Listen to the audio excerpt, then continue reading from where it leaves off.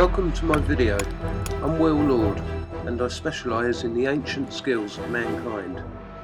This is one of a sequence of movies to take you back in time and introduce you to important moments from around the world.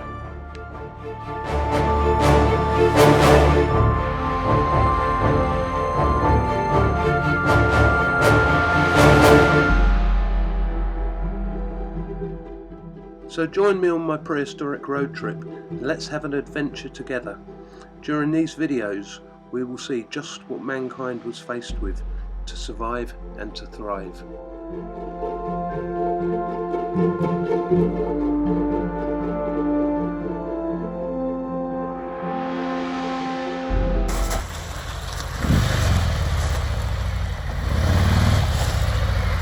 Well guys, here we go.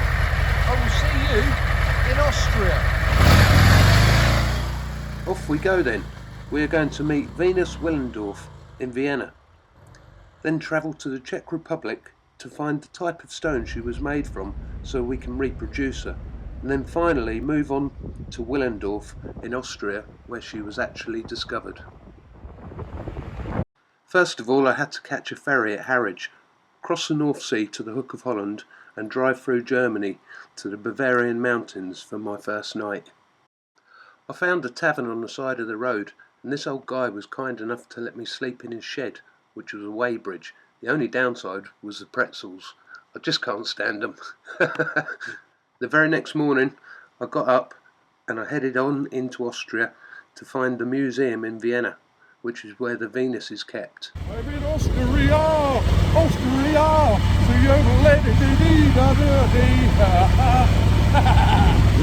It was quite late when I got to Vienna, so I needed to find somewhere to stay. Of course, fire's going good, I tell you.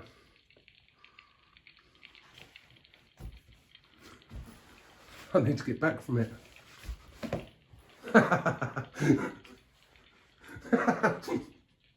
Well, I'm stuck in Vienna, right? I can't camp anywhere, so I might as well have a 3-star hotel, hey? I better be looking $1 million because I've travelled 3 days to be here. I am in Vienna, and last night I partied in Vienna, and I've come to meet the Venus. And this morning, that is exactly what I'm going to do. I'm going to meet Venus of Willendorf. Mwah!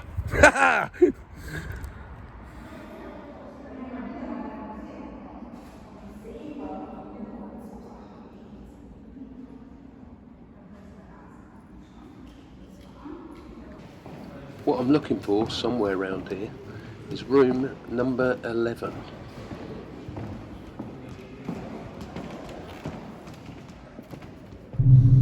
So here we go. This is it, folks.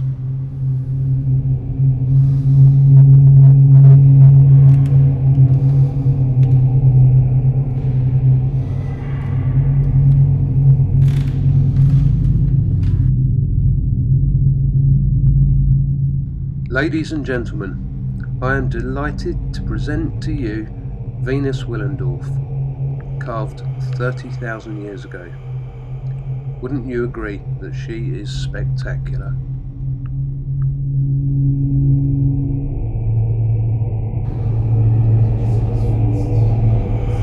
Look at her. It's almost like she's flying in the dark with the camera at this angle.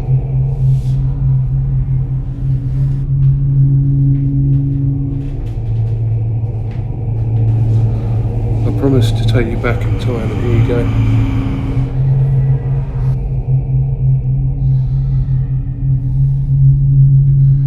How is that anything less than spectacular? She was actually found buried underneath the fire hearth in Willendorf in 1908. So part of the point in this journey is to get into the ancient mindset. One of the things is, when we make things, we always make them bigger. I don't know why it is. It's something to do with the way we modernise our modern minds. Let's make it slightly bigger. She's quite tiny, right? Exceptionally beautifully carved. In fact, she vibrates. And not only am I doing these movies for you guys, I'm doing the journey for me. And I've just stood in there, and I have to say that every stone circle that I've ever been in, any piece of stone I've ever napped,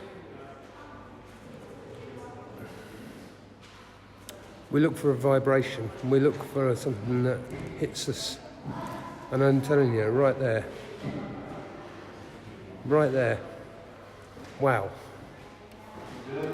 that was a piece of language. She's actually displayed quite beautifully. I'm quite emotional at the moment.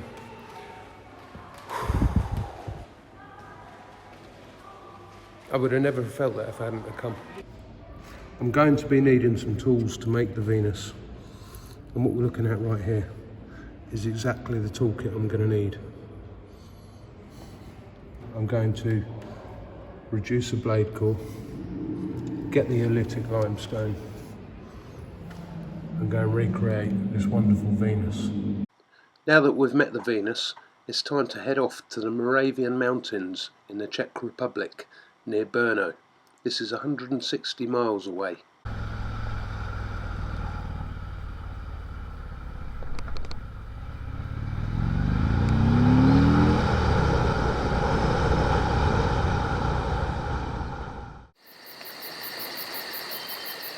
After some driving around, I believe I found the place that I've been looking for. It's definitely in the Moravian Valley. There's a lot of rock laying about, and some of that I'm hoping is going to be usable to me. And just up ahead I have a nice big cliff face, and it's actually got a cave mouth in it, and that could be a place where I could actually consider staying the night, as long as nobody comes along and says I can't stay there. Anyway, before we get too far into the whole idea of sleeping in the cave, let's have a look around and actually look at some of these rocks. For example, down here, this looks like a good piece of stone, but my suspicions are already working against it, because it looks quite platy, and I'm looking for something which is made up of tiny little rounded particles. I'd also like a rock which is more into the size that I want to end up with, like this, but again, I'm worried about that one.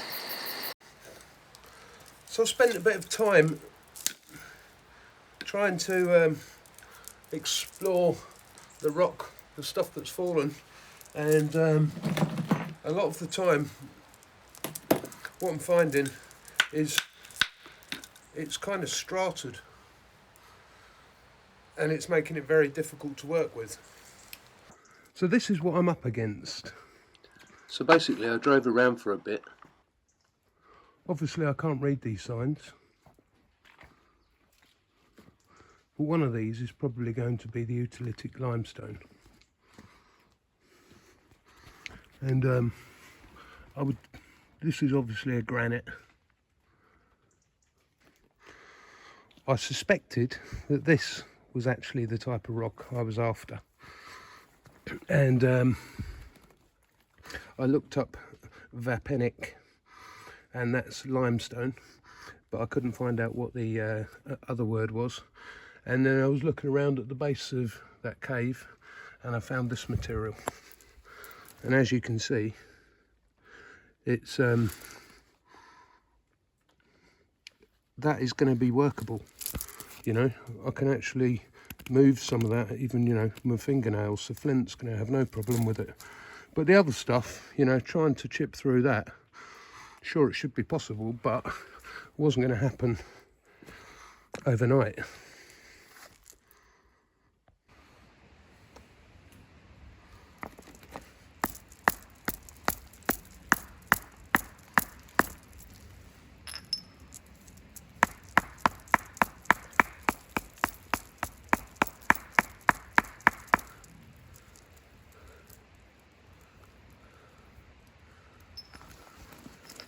Its behaviour is somewhat like cement.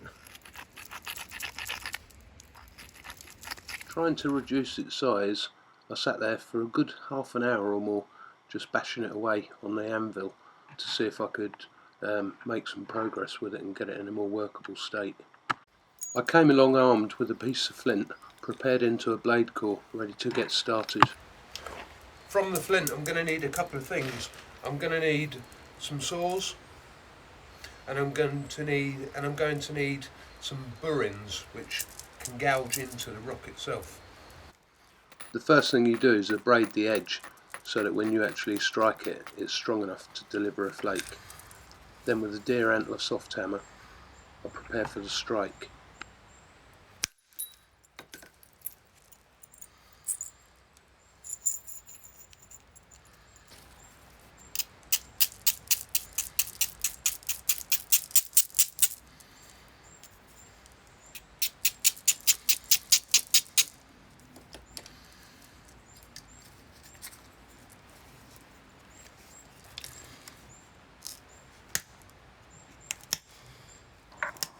It's time to try and craft a burin here, so what we're doing is we're pressure flaking and abrading, and then what we do is we turn the flint onto its edge and push right on the tip, and little flakes should come off and go down the edge and essentially leave us with a usable point which is nice and strong.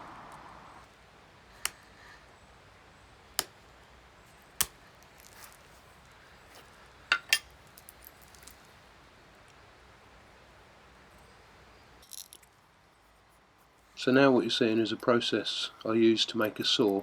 We use one piece of flint next to the other one along its fragile edge, and you push in, moving along, and that gives you teeth that will hopefully be able to make their way into the rock that we're going to make the Venus from.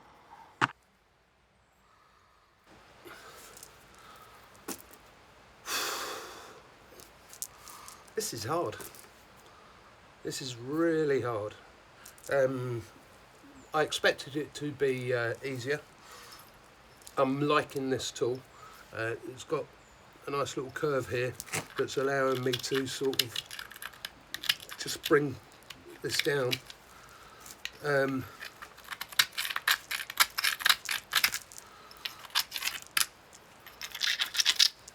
You can see it's almost like it doesn't want to. It's almost too hard to work. But there's a lesson in that. So when they made the original, they didn't have any other way of doing it. In fact, I don't even know if they had flint around here, right? So a brand new challenge. But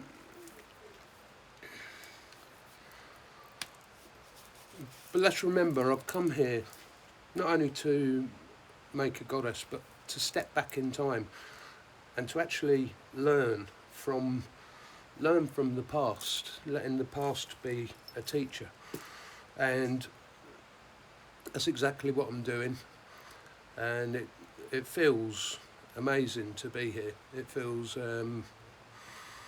quite emotional, you know, and I'm examining that.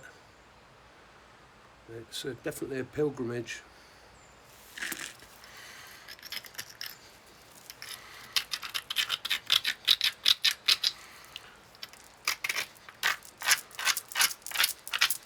There was a bit of me that thought that I was going to be able to move this material with flint a lot easier. I'm having to be quite careful that I don't cut myself.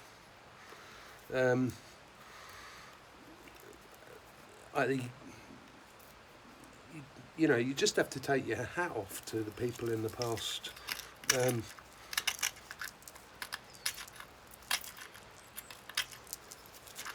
I think that the person who made Venus Willendorf, right, didn't just sit there and knock her out. It's something that took many, many, many hours. You know, no wonder it's one of the great. It's one of the things from the past that is spectacular. Whew. Talk about emotional content.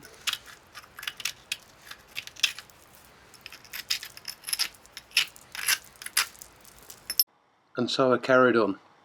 I used many techniques, grinding it, sawing it, chiseling it, but basically it was long and it was slow, but gradually I made my way in.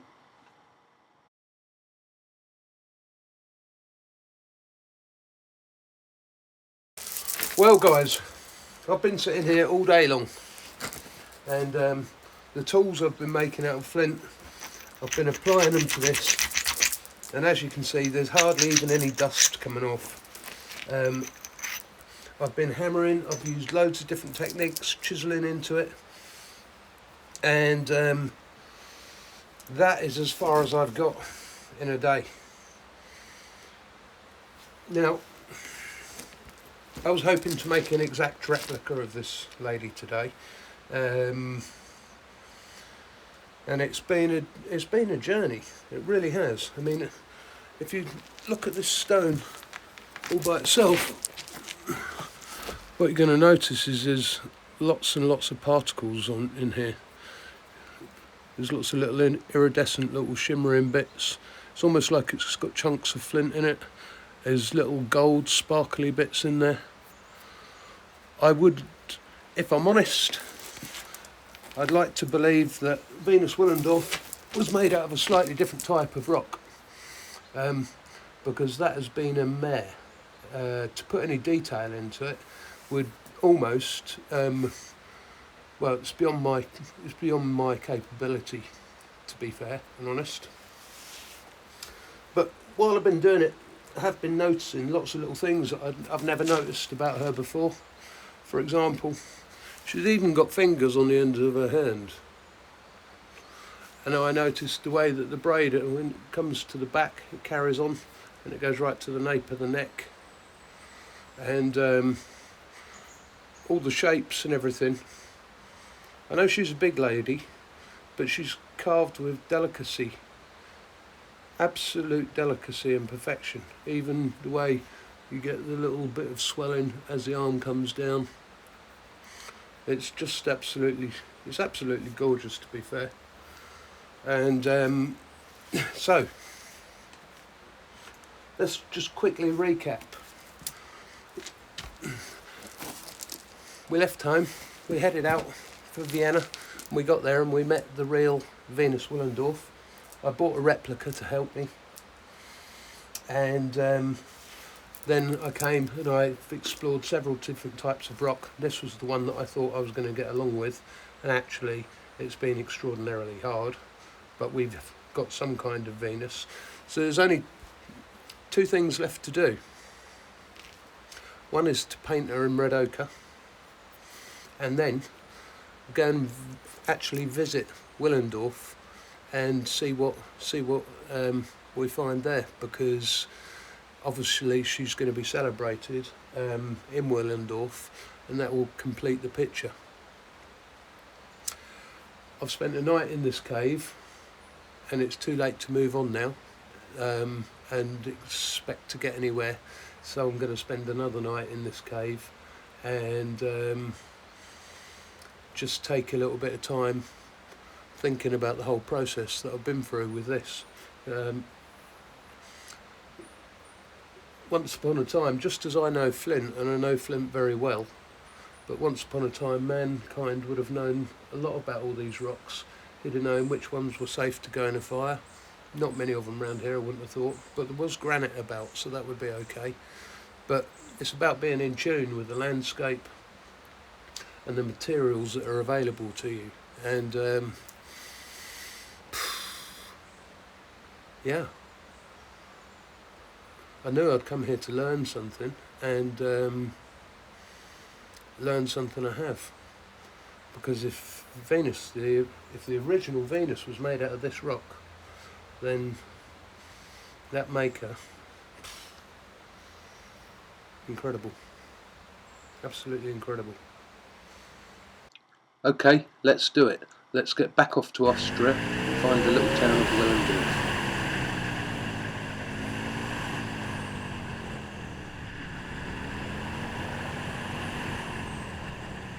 When I get there, I'm going to be looking for somewhere to stay.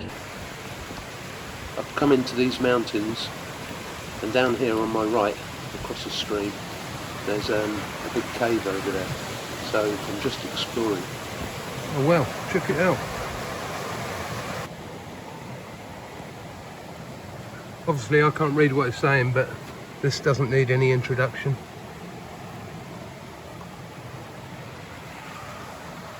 And we have the tools.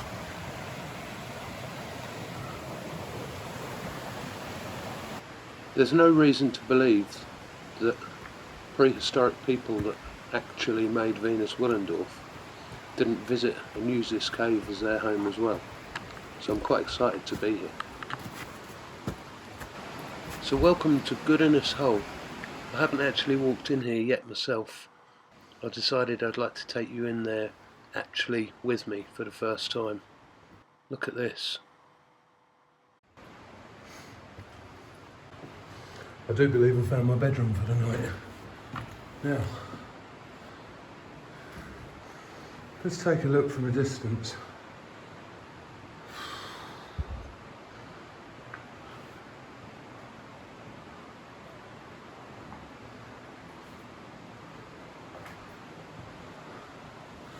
Sure, we have something from the modern age up there, but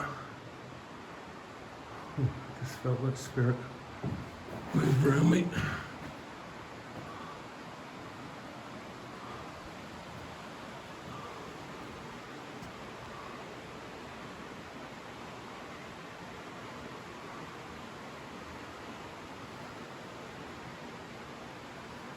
I do believe you're looking at artwork from the hand of an ancient man. Not quite here, even though they've got the colours right.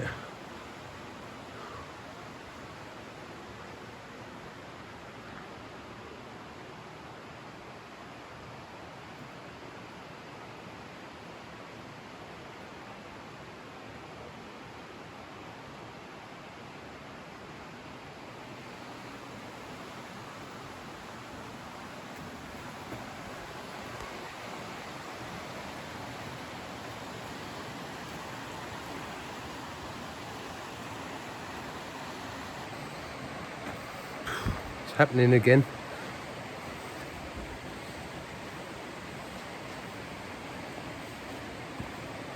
That's where I'm sleeping tonight. So after a good night's sleep in the cave, I got up in the morning and I drove on down into the little town of Willendorf.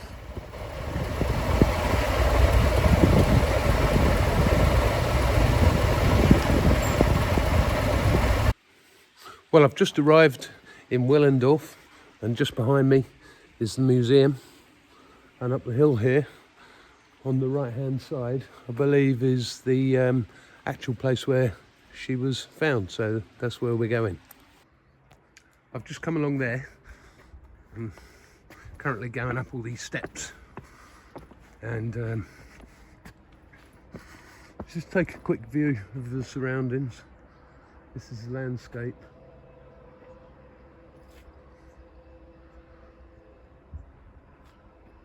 There's a river over there. You see that a bit easier when we get a bit higher. The river Danube. Oops. And well, ladies and gentlemen, welcome to the resting place of Venus Willendorf. Hang on, look, just take another check of that.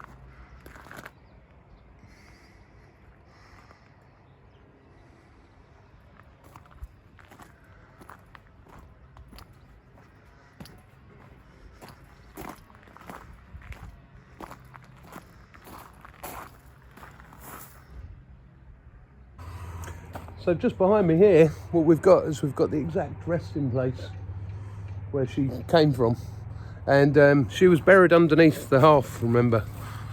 And one of the things I wanted to do was get right into the mindset, which I do believe I've done, but one of the things that captures me most is the transportation, the 160 miles across the land. These people were on the move, and the whole concept of putting that Venus underneath the fireplace was something that they did for a reason. They had a belief system going on.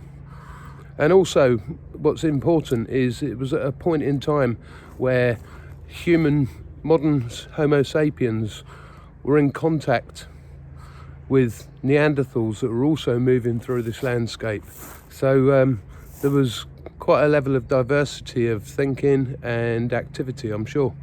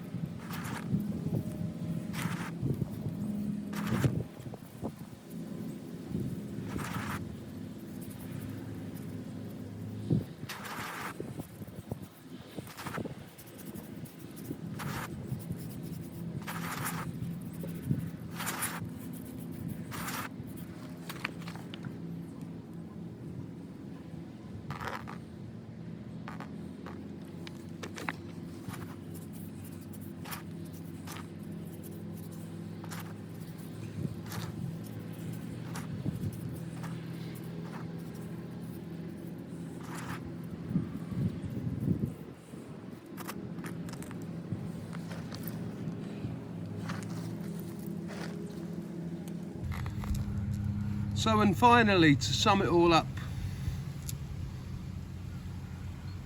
I went all the way to the Moravian mountains to collect Paleolithic limestone, and if I'm honest with you, I'm not actually sure that even happened. I think what I actually found was a lump of cement